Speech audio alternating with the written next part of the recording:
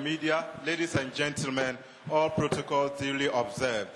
I'm deeply glad today as my presence here is unusual. My name is Jonathan Winterbat Konembe, and the president of the Democrat Cabinet.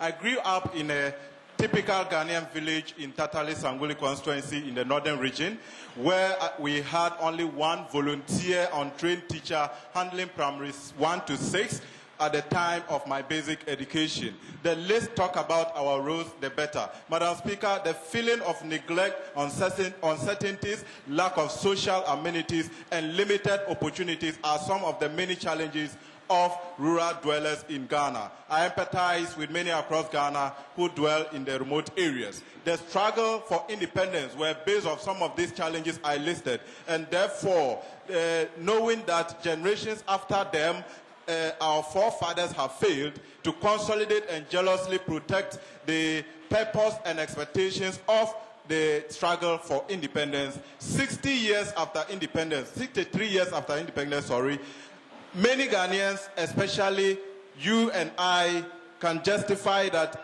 it makes no sense for the fight for independence because our total road network is only 23% of it that is paved. No wonder Tatali Yendi Road still remain unpaved. Madam Speaker, because of these, people still go to school under trees, people travel far distance to access healthcare, people still suffer unemployment, there is inequality, poor sanitation, and the rest. Madam Speaker, corruption, unemployment, mismanagement, injustice, nepotism, state capture, and the rest of the activities that retard the progress of this country renders our independence purposeless. However, I'm an optimist and a realist, Madam Speaker. Therefore, like Nehemiah, I come with hope to rebuild the broken walls of Kwame Nkrumah's Ghana and to build a country that considers the welfare of all citizens. It's a country where everyone is equal with equal opportunities, no matter your location. It is therefore imperative, Madam Speaker, that we stage another struggle for independence, but this time against inequality, corruption, unemployment, and many challenges confronting us. As a result, Madam Speaker, in order to save this country from the challenges confronting us, the Democrat Cabinet would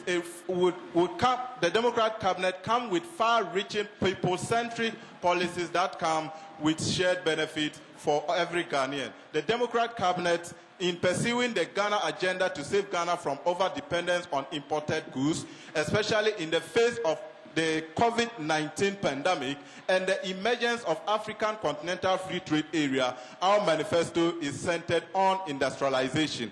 The Democrat Cabinet will pursue industrialization through 4 thematic areas, which include good governance, diversified economy, quality human resource, and inclusive and sustainable development. Madam Speaker, speaking about our financial health, we are in distress because of the nature of our debt rate, because of the nature or the level of investment in our capital expenditure, because of corruption. Madam Speaker, therefore, we will serve as a government that will prevent all of these challenges, to close the loopholes in order to raise the revenue mobilization level of our country. Therefore, we will generate, or we will ensure, efficient generation of revenue, prudent spending, and effective usage of borrowed funds. Madam Speaker, we will increase capital expenditure of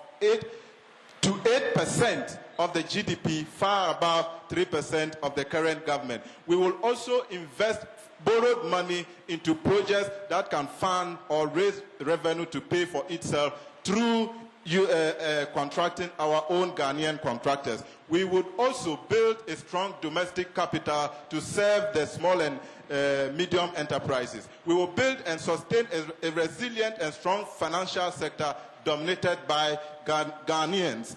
Madam Speaker, we will ensure that we have tax exemptions for machineries of agriculture, commercial vehicles, for the purpose of industrialization and jobs. Madam Speaker, corruption is an issue we are all challenged with. Therefore, we need to understand that corruption must be spoken about even in our homes, in our bedrooms, where public knowledge will raise for us to stand against this canker. We will therefore give you statistics, intriguing figures that corruption take away from us as a country, that retard our progress.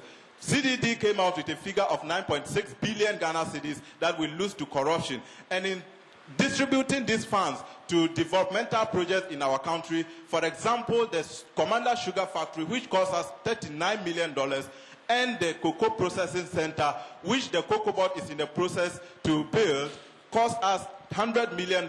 So calculating these figures and distributing 9.6 billion Ghana cedis into developing manufacturing industries or factories, we will be able to establish more than 100 factories in our country in a year if we are able to win war against corruption. Therefore, we will stand the chance of discovering a new source of sustainable funds. Madam Speaker, health is very relevant when it comes to industrialization. Therefore, we will collaborate with the Sanitation Ministry to fight against diseases that constitute 70% of preventive diseases. We will also ensure great and strong financing when it comes to our health system. Therefore, we will stipulate 3 billion Ghana cedis health fund annually with a quota from the national budget. Madam Speaker, we would also form synergies with corporate institutions to invest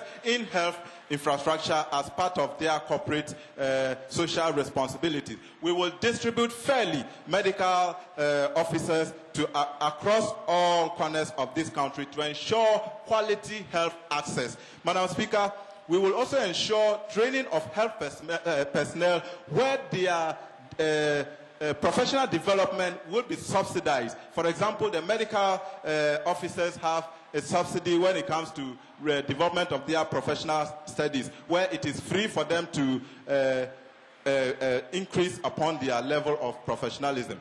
Energy cannot be left out when it comes to industrialization. Therefore, using the gold model, the Democrat cabinet will float 50% of shares from the Tema Oil refinery to the public through the Ghana Stock Exchange in order for us to raise the capital efficiency and to ensure transparency, efficiency, and productivity when it comes to the Tema Oil refinery. This will help us prevent the importation of petroleum products, and in order to make the crude oil exploration that is ongoing in our country beneficial to every citizen in this country. We would also ensure the springing up of mini hydro plants across the country to ensure the reduction in electricity tariff.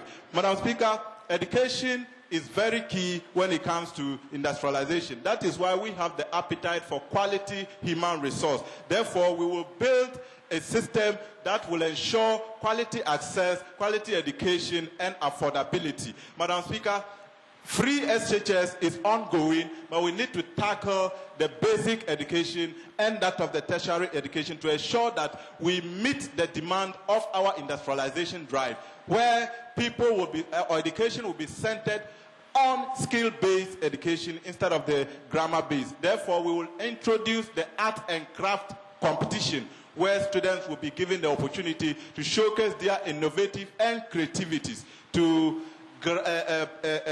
achieve their potentials for the industrialization drive. Madam Speaker, Ministry of Agri serves as the basket of our industrialization. We cannot build factories where we do not have raw materials. Therefore, we will ensure a very strong development when it comes to agriculture, where we can raise the contribution of its GDP share to about 40% in our country. Madam Speaker, therefore, we will ensure the establishment of warehouses that would reduce post-harvest losses. We would also ensure the establishment of agricultural university, where personnel will be trained or will be churned out to train our Ghanaian farmers on modernization and mechanization. We would also ensure processing of our product, crops, when it comes to cocoa beans, rice, and other farm crops, to ensure value addition before exportation for jobs and reduction of importation. Madam Speaker, we would also ensure that the road ministry